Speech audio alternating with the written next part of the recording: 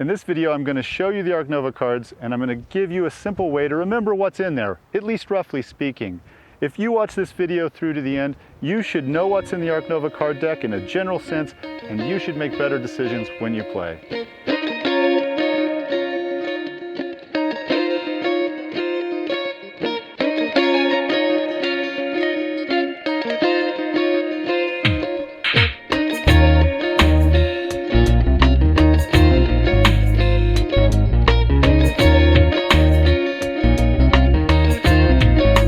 I've been out here camping in Utah for about 7 days now, and I guess I'm probably looking a little crazier than normal. But I wanted to share some of the place with you, and I wanted to talk about board games. Doing videography under these conditions is difficult. I have hardly any power and absolutely no control over light. This seems like the perfect time to discuss the central issue in Ark Nova, which is the card deck. If you don't know what's in the card deck, then you don't know how likely you are to draw the cards you need. You can't make good decisions about conservation projects. You don't know what the best synergy opportunities are between all of the different cards. If you don't know what's in the Ark Nova card deck, you won't make good decisions while you're playing.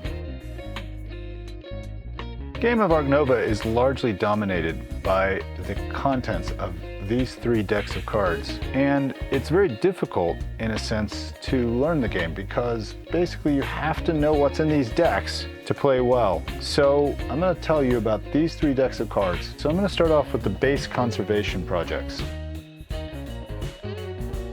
Base conservation projects come in 2 different types. In one type, you need a certain number of continent icons. In another type, you need a certain number of animal category icons. In each case, there's a project that rewards you for having a diversity of icons, either in continents or animals. Final scoring cards, you have biodiverse zoo, which is a bit like species diversity, but then you have a reward for conservation projects, you have a reward for large animals, small animals, favorite zoo, science tags, sponsor cards, full zoo, empty zoo, water, and rock tags. As you can see, there isn't a ton of overlap between final scoring and base conservation projects. Now the big deck has all sorts of different kinds of things in it. There's sponsor cards, there's animal cards, and there are new conservation projects.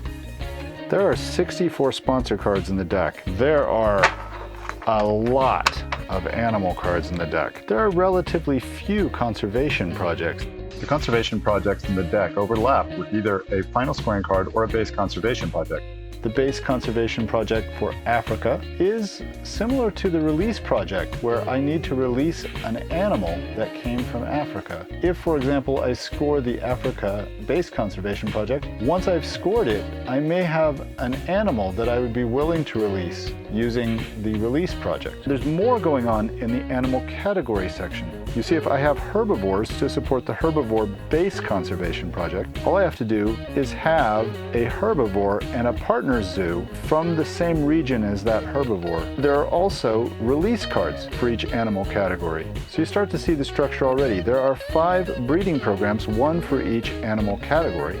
And there are 10 release cards, 1 for each animal category and 1 for each continent. We also see that there are conservation projects in the deck that match up with final scoring cards. For example, there's a large animal base conservation project that is very similar to the large animal final scoring card. Small animals, research, water icons, and rock icons all share both a final scoring card and a conservation project, which can be found somewhere in the huge deck of cards. The basic idea is you want to rack up conservation points again and again using the same animals.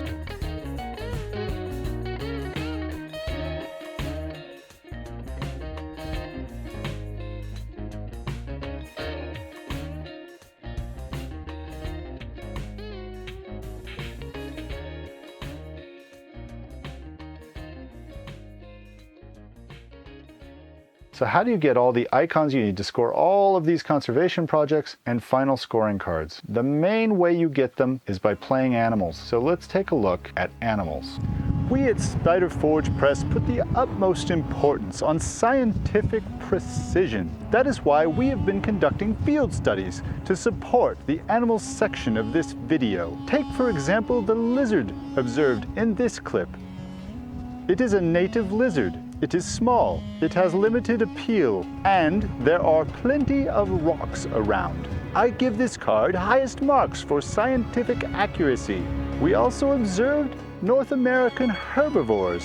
Someone check that cows are indeed native to North America? They appear to be breeding successfully.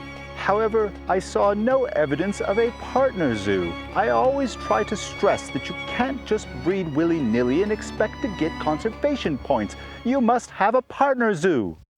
Biggest pile of cards by far are the animals, and at first it just seems like a never-ending collection of cards that have nothing to do with each other. But I'd like you to notice something. Every card has a continent and also an animal category. Now, some cards have more than one animal category, but most of them just have one of the 5 basic animal categories. So let's sort this deck by continent and animal category and see what we can find out. Now, let's sort them by animal category. Take each stack and sort it by size. So I have 23 stacks of cards. I've sorted the cards by animal category in rows, and I've sorted the cards by continent in columns. So everything in this column is a European animal. Everything in this row is a herbivore. These stacks mostly have 5 animals in them. It turns out, in nature, there just really aren't a lot of primates in Australia or Europe. And the game reflects that by not providing you any primates for either location. However, whereas most of these stacks have 5 cards in them, the stacks for primates have 6. So there's an extra primate in the Americas, in Asia, and in Africa. There's some interesting things that we can remember. With 5 cards per stack and 5 different continents, there are 25 birds in the deck. There are 25 herbivores in the deck, but with 6 cards and 3 stacks, there are only 18 primates in the deck. So primates are significantly rarer than the other animal categories. Similarly, with 5 cards and 4 stacks, there are 20 Europe cards, there are 20 Australia cards. However, here we have 5 stacks and one of them has 6 cards. There are 26 Asia icons, 26 America icons, 26 Africa icons. So Africa, the Americas, and Asia are all significantly more common than Australia or Europe. So why do you care how many icons are in the deck of animals? For example, if you're trying to build up primates to meet a conservation goal, you know that you'll be less likely to draw those primates than if you're trying to draw predators. Similarly, if you're trying to draw Asia icons, you'll have more luck than if you're trying to draw Australia icons. And this may affect your decision making during the game. Now, there's also very interesting things about the size of animals in different locales and different types. For example, if you look at European reptiles, all 5 of them are size 1. So if you're trying to play reptile tags and Europe tags, maybe it'll be a little hard to score the large animals goal. So I've arranged the cards so that you can see the sizes. In the birds row, you see that every single stack of cards has each size 1 through 5 represented. In the herbivores row, you see that one size 1 card has been replaced with a size 2 card in all categories except for Europe. When we step down to predators, we see 1 through 5 again, very neat. But in the primates row, things get a little more complicated. You'll see in Asia and Africa 1, 2, 3, 3, 4, 5. 1, 2, 3, 3, 4, 5. However, in the Americas, you'll notice that almost all the animals are small.